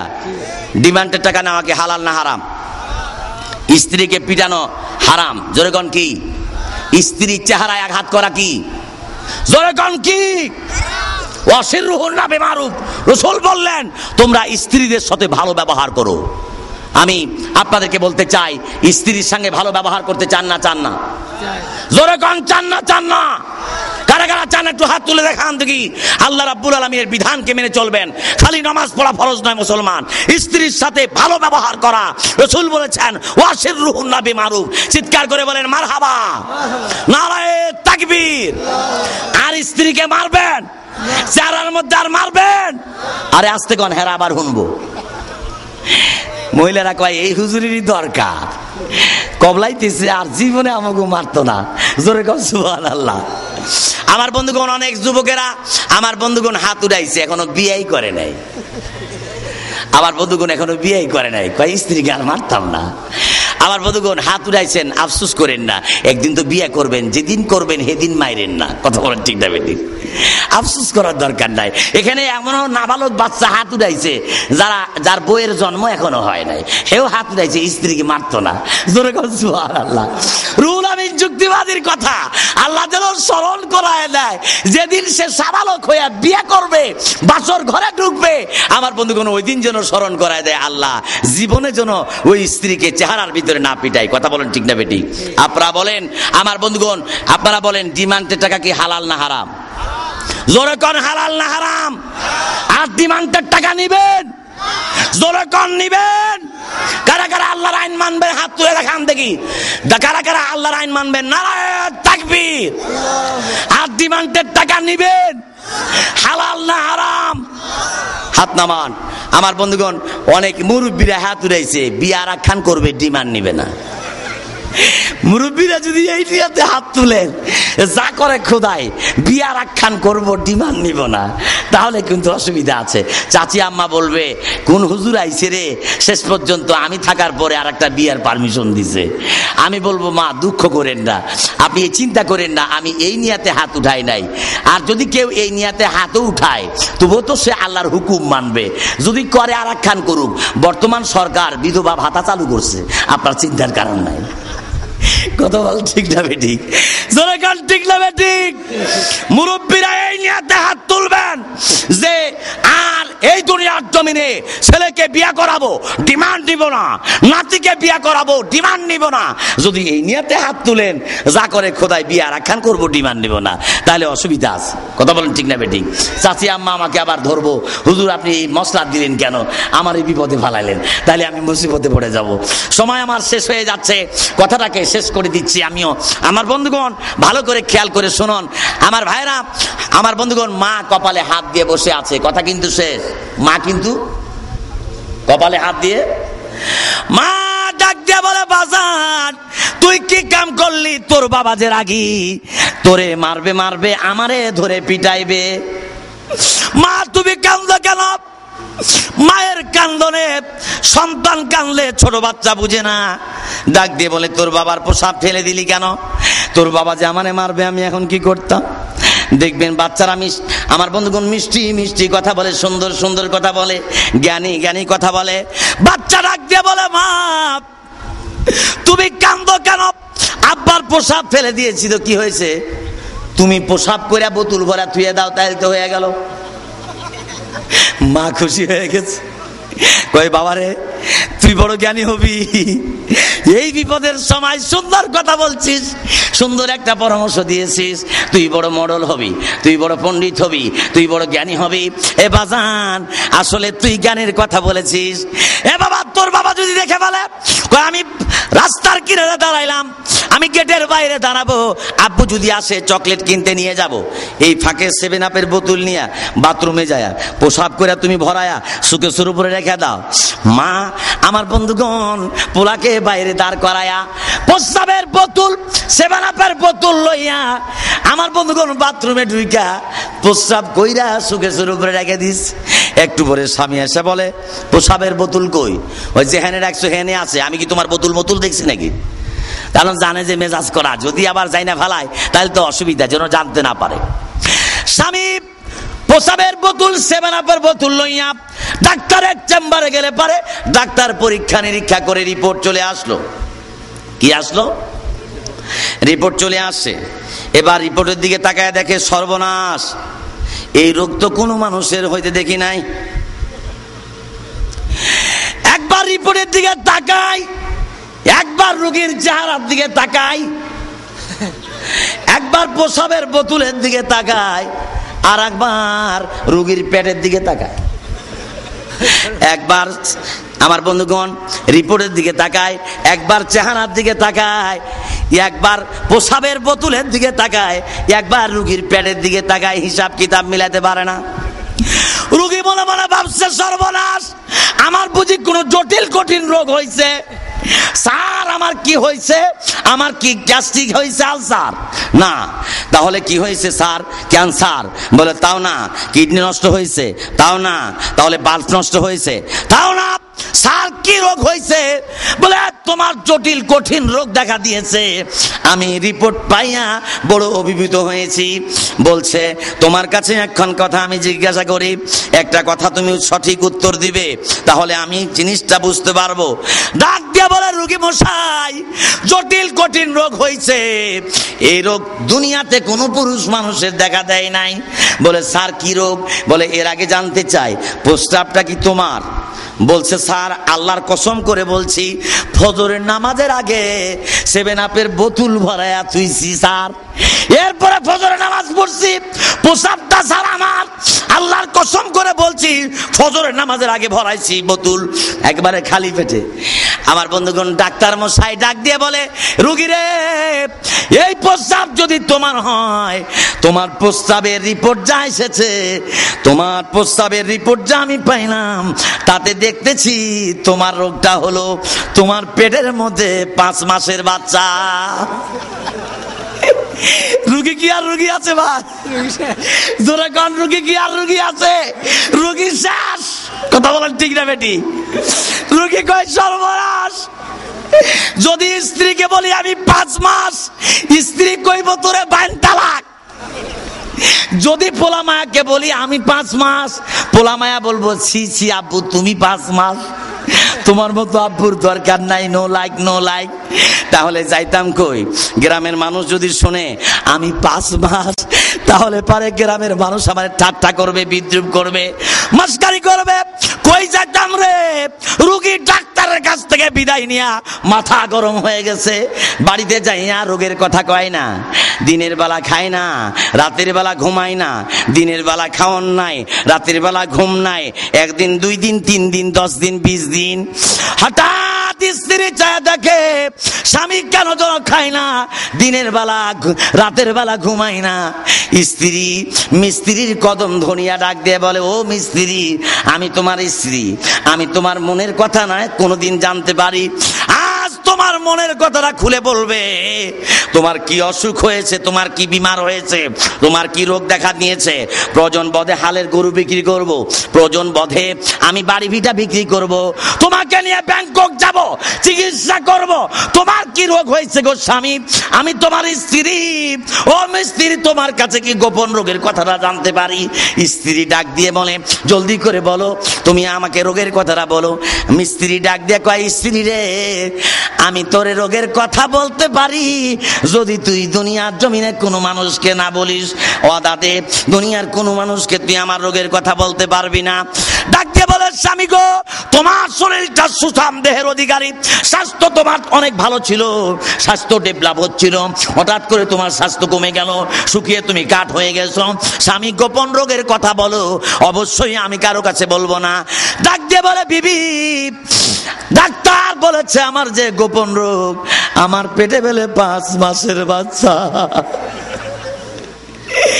স্ত্রী একটা হাসি দিয়ে কয়, ও সোনার চাঁদ, প্রাণের স্বামী, আগে তোমার পেটে 5 মাস নয় গো, আমার পেটে 5 মাস। মিস্ত্রি ডাক দিয়ে কয়, স্ত্রী তুই পাগলি, কি কইস?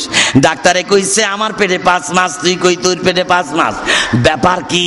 আমার বন্ধুগণ, পেটে বাচ্চা হলো কার? আর না খেয়ে থাকে কে? বোমা মারে কে?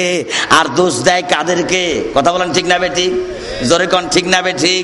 ভণ্ডামি করে কারা আর ভণ্ড কয় কাদেরকে?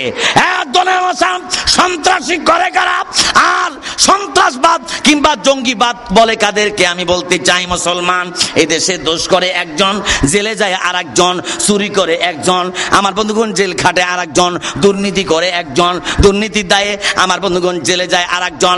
আপনারা বলেন, হক্কানি কোন আলেম, হক্কানি কোন এই দুনিয়ার জমিনে আমার বন্ধুগণ জবরদস্ত কোন আলেম, কোন হক্কানি আলেম, কোন ভালো আলেম কি জঙ্গিবাদ হতে পারে? জোরে কোন হতে পারে? বোমাবাজ হতে পারে? মুসলমান দাড়িওয়ালা টুপিওয়ালা কি জঙ্গিবাদ হতে পারে? সুতরাং এগুলি কারা করে আমাদের ভালো জানা। পেটে বাচ্চা হলো কার আর না খেয়ে থাকে কে? আমার বন্ধুগণ, বোমা মারে কারা আর দোষ দেয় কাদের? কথা বলেন ঠিক না বেঠিক? আমি আপনাদেরকে বলতে চাই, আমার বন্ধুগণ, ভণ্ডামি করে কারা আর ভণ্ড কয় কাদেরকে? আমি এই জন্য দোষ করে কারা আর জেলে যায় কারা? আমি আপনাদেরকে বলতে চাই, ভালো করে খেয়াল করে শোনেন মুসলমান ভাইরা। আমার বন্ধুগণ, স্ত্রী ডাক দিয়ে বলে, মিস্ত্রি রে, আসলে তোমার প্রসাবের ট্রিটমেন্ট হয় নাই, তোমার পোলা প্রসাব ফেলে দিয়েছে, 7 আপের বোতল মনে করে খাইতে গিয়া ফালাইছে, আমি প্রসাব করে ভরা রাখছি, তোমার পোলা কইছে তোমার প্রসাবের ট্রিটমেন্ট হয় নাই গো, আসলে আমার প্রসাবের ট্রিটমেন্ট হয়েছে গো স্বামী। কথা বলেন ঠিক না বেঠিক? আর জোরে কোন ঠিক না বেঠিক? আমি বলতে চাই, যারা বোমা মারছে তাদের বিচার হওয়া দরকার আছে না নাই? জোরে কোন আছে না নাই? যারা বোমা মারে নাই তাদেরকে নিয়ে হ্যাস্ত আমার বন্ধুগণ, তাদেরকে এই দুনিয়ার জমিনে নানান ধরনের কথাবার্তা, যুদ্ধ অপরাধী দোহাই দিয়া জেলে ঢুকানোর পাই তারা। আমার বন্ধুগণ, আমি আপনাদেরকে বলতে চাই, এদেশে ইসলাম কায়েম হোক, এটা আমরা চাই না। যুদ্ধ, প্রকৃত যুদ্ধ অপরাধীকে বিচার করুক, এটা আমরা চাই। কথা বলেন ঠিক না বেঠিক? কিন্তু যারা যুদ্ধ অপরাধী নয়, তাদেরকে অযথা আমার বন্ধুগণ হেস্তনাস্ত করা, তাদের ব্যাপারে কার্টুন ছাপিয়ে এদেশে পেপার পত্রিকায় দেওয়া, এটা আমার বন্ধুগণ এই দুনিয়ার জমিনে রাসূল পাকের নায়েবদেরকে, আলেম ওলামাদেরকে এগুলো করলে পারে রাসূলকে করা হয়, আল্লাহকে করা হয়। কথা বলেন ঠিক না বেঠিক? জোরে কোন ঠিক না বেঠিক? সুতরাং মুমিন বান্দার মনে আঘাত দিলে, হাজারবার কাবা ভাঙলে যে গুনাহ, আমার বন্ধুগণ মুমিন বান্দার মনে আঘাত দিলে এর চাইতে বড় গুনাহ। কথা বলেন ঠিক না বেঠিক? প্রকৃত যুদ্ধ অপরাধীদের বিচার হোক, এটা আমরা চাই। তারা জেলে যাক, জেল খাটুক, তাদের ফাঁসি হোক, এটা আমরা চাই। কিন্তু যারা অপরাধী নয়, যারা যুদ্ধ অপরাধী নয়, যাদেরকে অযথা টেনে নিয়ে যে নাম লিস্ট করা হচ্ছে, আমার বন্ধুগণ এই দুনিয়ার জমিনে গোয়েন্দা বিভাগ, আমি তাদেরকে জানাই, পুলিশ প্রশাসন, র্যাব, এদেশের মন্ত্রী, এমপি, জজ, ব্যারিস্টার, উকিল, মোক্তার, হাকিম, পুলিশ, র্যাব, বিডিআর, তাদেরকে আমি জানাতে চাই, আমার বন্ধুগণ এদেশের সরকারকে জানাতে চাই, আপনারা প্রকৃত যুদ্ধ অপরাধীদের বিচার করুন। আমার বন্ধুগণ এই দুনিয়ার জমিনে যারা করে নাই, এদেরকে নিয়ে অযথা মুসলমানের মনে আঘাত দিলে পারে উল্টা অন্যের জন্য খাদ করতে যায়, নিজে খাদে পড়েন না। রাসূল বলেছেন, মান হাফারা বীরান ফাকাদ ওয়াকা ফি, যে অন্যের জন্য খাদ করতে যায় সে নিজে খাদের মধ্যে পড়ে যায়। কথা বলেন ঠিক না বেঠিক? এই জন্য আসুন, আমি আর লম্বা করতে চাই না, আমার অনেক কথাই ছিল। আমার বন্ধুগণ রাসূল পাক সাল্লামের আশেক হযরতে আবু বকর সিদ্দিক, আমার বন্ধুগণ তিনি ছিলেন রাসূল পাকের জীবনের আমার বন্ধুগণ সফর সঙ্গী। এটা হলো দুঃখের, আর সুখের সফরের সঙ্গীটা ছিল হযরতে জিবরাইল আমিন, নূরের ফেরেশতা। বুরাকের পৃষ্ঠে চড়ে সিদরাতুল মুনতাহা যায়া কয়, আপনি নামেন। বলে কেন? বলে আমি আর যেতে পারবো না, আমার 600 খানা পর জ্বলিয়া পুড়িয়া ছাইকাই হয়ে যাবে। মাটি মানে খাঁটি, মাটির তৈরি আবু বকর সিদ্দিক নবীর চরিত্রে চরিত্রবান হইয়া মক্কা থেকে মদিনা নিরাপদ আশ্রয়ে রাসূলকে পৌঁছায় দিলেন। চিৎকার করে বলুন সুবহানাল্লাহ। আমি আর সামনে বাড়তে চাই না। নূরের ফেরেশতা জিবরাইল আল্লাহ রাব্বুল আলামিনের হাবিবকে আল্লাহর দরবার পর্যন্ত নিতে পারে নাই, মাঝপথে নামায় দিয়া এরপরে রপ এসে তাকে নিয়ে গেছে। আমি বলতে চাই, এই ইতিহাস 2-2 ব্যাখ্যা, আমার বন্ধুগণ এরপরে 4-4 ব্যাখ্যা, সবই বাকি রয়ে গেল। আমি বলতে পারলাম না, আমার বন্ধুগণ সময়ের অভাবের কারণে। এরপরও আমার বন্ধুগণ সভাপতির নির্দেশের বাইরেও আমি কথা বলে ফেলেছি আপনাদের সামনে, এই জন্য আমি ক্ষমা চেয়ে নিচ্ছি। আপনাদেরকে নিয়ে দোয়া হয়ে যাবে। আমার বন্ধুগণ আর সামনে বাড়বো না। আল্লাহ পাক আমাদের সকলকে এই দুনিয়ার জমিনে আল্লাহ এবং রসুলের বিধান মোতাবেক জীবন যাপন করার তৌফিক এনায়েত করুক। সকলে বলুন আল্লাহুম্মা আমিন। মহব্বতের সাথে আরো জোরে বলুন আল্লাহুম্মা আমিন। আমার বন্ধুগণ রসুল পাক সাল্লাল্লাহু আলাইহি ওয়াসাল্লামের ব্যাপারে আমার আল্লাহ পাক বললেন, লাকাদ কানা লাকুম ফি রাসূলিল্লাহি উসওয়াতুন হাসানা। তোমরা রসুলের চরিত্রে চরিত্রবান হও। রসুল পাকের চরিত্র আমাদেরকে ধারণ করতে হবে। রাসূল দুনিয়াতে এসেছিলেন যখন হালিমাতুস সাদিয়ার দুধ পান করে, একটা স্তনের দুধ খায় আর একটা স্তনের দুধ পান করে না। আমার বন্ধুগণ হালিমাতুস সাদিয়া প্রশ্ন করে, হ্যাঁ মুহাম্মদ, একটা স্তনের দুগ্ধ তুমি খাইলা আর একটা স্তনে কেন তুমি মুখ লাগাইলা না? ডাক দিয়ে বলে, মোহাম্মদ আমিন বলছে, ও মা হালিমাতুস সাদিয়া, একটা দুধ আমি পান করেছি, স্তন পান করেছি, একটা স্তনের দুধ, এটা আমার হক। আমার দুধ ভাইয়ের জন্য আমি তার হক রেখে দিয়েছি। আমি কারো হক নষ্ট করতে চাই না, আমি কারোর সাথে বেইনসাফি করতে চাই না, আমি কারোর সাথে গাদ্দারি করতে চাই না। 40 বছর পরে পবিত্র কোরআন নাজিল হলো। 40 বছর আগের কথা, হালিমাতুস সাদিয়ার ঘরে দুধ পান করতে গিয়ে এই ঘটনা। কিন্তু 40 বছর পরে বিশ্ব নবীর কাছে কোরআন নাজিল হলো। আল্লাহ বলে দিলেন, হে রাসূল, মানুষকে বলে দেন মানুষ যেন ইনসাফ করে চলে, মানুষের সাথে বেইনসাফি না করে, মানুষ যেন গাদ্দারি না করে, মানুষ যেন ইনসাফ করে চলে, মানুষ যেন এই দুনিয়ার জমিনে কারো হক নষ্ট না করে। এই জন্য বলছিলাম, একটা হলো হকুল্লাহ আর একটা হলো হকুল ইবাদ। 40 বছর পরে আল্লাহ পাক হক নষ্ট করতে নিষেধ করলেন। আজকে দুনিয়া দুনিয়ার জমিনে মুসলমান কুরবানি আমরা করি, 3 ভাগ করতে হবে। 1 ভাগ নিজে খাবেন, আর 1 ভাগ আত্মীয় স্বজনকে দিবেন, আর 1টা ভাগ আপনি গরিব মিসকিনকে দিবেন। মুসলমানদের সমাজে ফ্রিজ কিনা ঘরের মধ্যে রাখা পুরা গরুটা জবাই করিয়া গোস্তগুলি ফ্রিজের মধ্যে রেখে দেয়।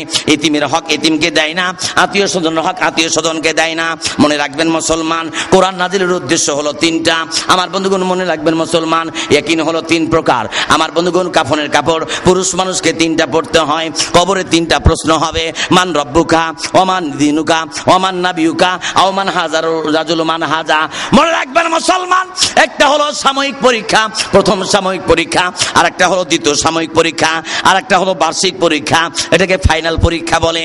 প্রথম বার্ষিক, আমার বন্ধুগণ, প্রথম পরীক্ষায় যদি আপনি পাস করেন, প্রথম সাময়িক পরীক্ষায় পাস করলেন, 500 নাম্বার পাইলেন। দ্বিতীয় সাময়িক পরীক্ষায় পাস করলেন, কিন্তু তৃতীয় সাময়িক পরীক্ষায় যদি আপনি, তৃতীয় বার্ষিক পরীক্ষায় আমার বন্ধুগণ, ফাইনাল পরীক্ষার রেজাল্ট যদি খারাপ হয়, আগের নাম্বার সব বরবাদ হয়ে যাবে।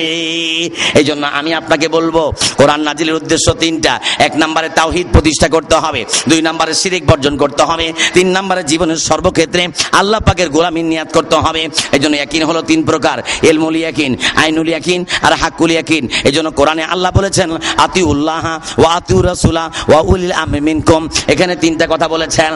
মুসলমান, প্রথম পরীক্ষায় নাম্বার ভালো পাইলেন, দ্বিতীয় পরীক্ষায় ভালো পাইলেন, তৃতীয় পরীক্ষা ফাইনাল পরীক্ষা রেজাল্ট খারাপ করলেন, আপনি কবরে। আমার বন্ধুগণ, আখিরাতের বাড়ির প্রথম ধাপ, আমার বন্ধুগণ, আখিরাতের প্রথম ধাপ হলো কবর। ওই কবরে আমার বন্ধুগণ, আপনি প্রশ্নের জবাব দিলেন, মান রব্বুকা। আমার বন্ধুগণ, আমার ভাইরা, রব্বি আল্লাহ আপনি বলে ফেললেন। দ্বিতীয় প্রশ্নের জবাব দিলেন, ওমা দিনুকা, আপনি বললেন দিন ইসলাম কিংবা দিনে মুহাম্মদ, আপনি বলে ফেললেন। দুনিয়ার মুসলমান, কিন্তু তৃতীয় পরীক্ষা, ওমান নাবিয়ুকা আওমান হাজা রাজুল মান হাজা। এই লোকটাকে 3 নম্বরে প্রশ্ন করা হবে, তোমার নবীকে। তৃতীয় নাম্বার পরীক্ষায় যদি কোনো ব্যক্তি ফেল করে, আমার বন্ধুগণ, আল্লাহ রাব্বুল আলামিন আকামুল হাকিমিনের ওই দরবার থেকে ফাইনাল হবে জাহান্নাম। দুনিয়ার মুসলমান, নামাজ পড়েন, রোজা করেন, হজ করেন, যাকাত দেন, দাড়ি রাখেন, টুপি রাখেন, মাদ্রাসা বানান, মসজিদ বানান, তাফসীর করেন, জুব্বা পড়েন, পাগড়ি পড়েন, তাহাজ্জুদের নামাজ পড়েন, নফল নামাজ পড়েন, আবিন পড়েন, চাষ পড়েন, ইসরাক পড়েন, কোরআন তেলাওয়াত করেন, নফল ইবাদত যতই কিছু করেন না কেন, সবার শেষে একটা প্যাঁচটা হলো, নবী যদি শাফাত করে তাহলে জান্নাত। নবীর প্রেমের প্রেমিক যারা তারাই জান্নাতি। বলেন, নবীর প্রেমের প্রেমিক যারা তারাই জান্নাতি। নবীজিকে না মানিলে হইবে দোজখী, নবীজিকে না মানিলে হইবে দোজখী। নবীর প্রেমের প্রেমিক যারা তারাই জান্নাতি। আমার নবীর নামের আশিক যারা তারাই জান্নাতি। আমার নবীর নামের প্রেমিক যারা তারাই জান্নাতি। জান্নাতেরই মালিক যিনি, শাফায়াত করিবেন তিনি। জান্নাতের মালিক যিনি, শাফায়াত করিবেন তিনি। গুনাহগার উম্মতের লাগি নবী দরদি, আশিকে রাসূলদের লাগি নবী দরদি। নবীর প্রেমের প্রেমিক যারা তারাই জান্নাতি। আমার নবীর নামের আশিক যারা তারাই জান্নাতি। আমার নবীর নামের পাগল যারা তারাই না জান্নাতি। আমার নবীর নামের মজনু যারা তারাই জান্নাতি। আমার নবীর নামের আশিক যারা তারাই জান্নাতি। চিৎকার করে বলুন সুবহানাল্লাহ। রাসূল পাকের ইন্তিকাল হয়েছে। হযরতে বেলাল রাদিয়াল্লাহু তাআলা টোপলা টাপলি বাঁধা উনি শাম দেশে রওনা করেছে। বেলালের ঘটনা এখনো শেষ হয় নাই। আল্লাহ হায়াতে বাঁচিয়ে রাখলে বেলালের কাহিনী বিস্তারিত রয়ে গেছে, আর একদিন বলবো। এই জন্য আপনারা, মুয়াজ্জিন ছিল হযরত বেলাল। এখন যারা মুয়াজ্জিন, এদের সঙ্গে দুস্তারি করবেন, এদের সাথে সম্পর্ক রাখবেন, এদেরকে ভালোবাসবেন। হয়তোবা এই আজান দিবেন মাঝে মধ্যে, এই খাতিরে কিয়ামতের কঠিন ময়দানে আল্লাহ পাক আপনাকে এই দুনিয়ার জমিন থেকে বিদায়ের পরে হযরত বেলালের সঙ্গে জান্নাতে যাওয়ার সুযোগ করে দিবেন। চিৎকার করে বলুন আল্লাহুম্মা আমিন। এই বলে আমার বক্তব্য আমি এখানে শেষ করছি। ওয়া আখিরু দাওয়ানা আলহামদুলিল্লাহি রাব্বিল আলামিন।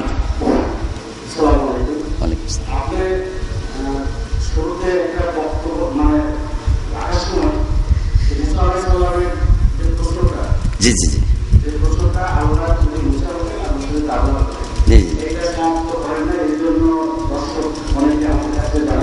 আচ্ছা আচ্ছা, জি জি জি, আলহামদুলিল্লাহ।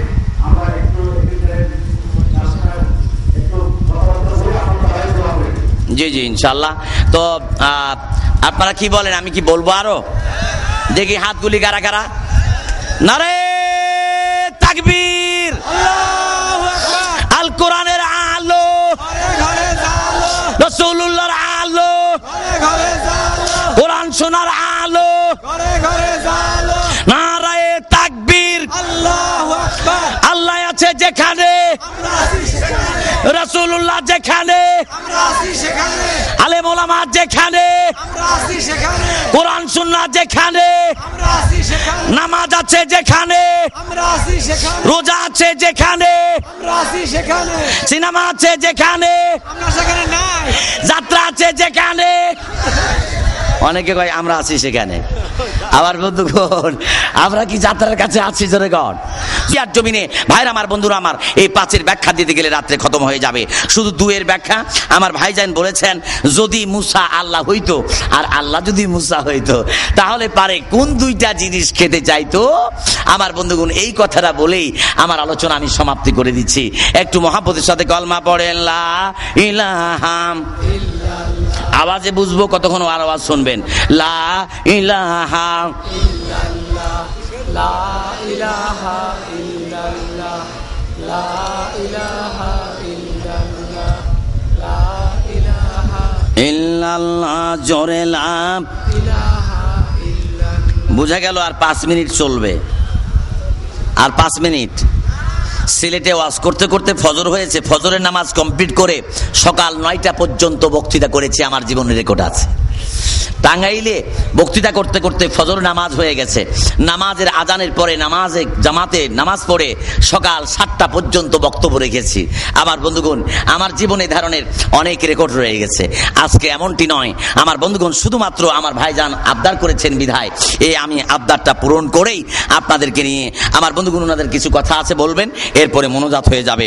আমার বন্ধুগণ, আল্লাহ রাব্বুল আলামিন ডাক দিয়ে বলে মুসাকে, মুসারে তুই যদি আল্লাহ হতি আর আমি যদি তোর বান্দা, মুসা নবী হইতাম, পয়গম্বর হইতাম, আমি যদি তোর বান্দা হইতাম, তাহলে সর্বপ্রথম তোমার কাছে আমি 2টা জিনিস চেয়ে খাইতাম।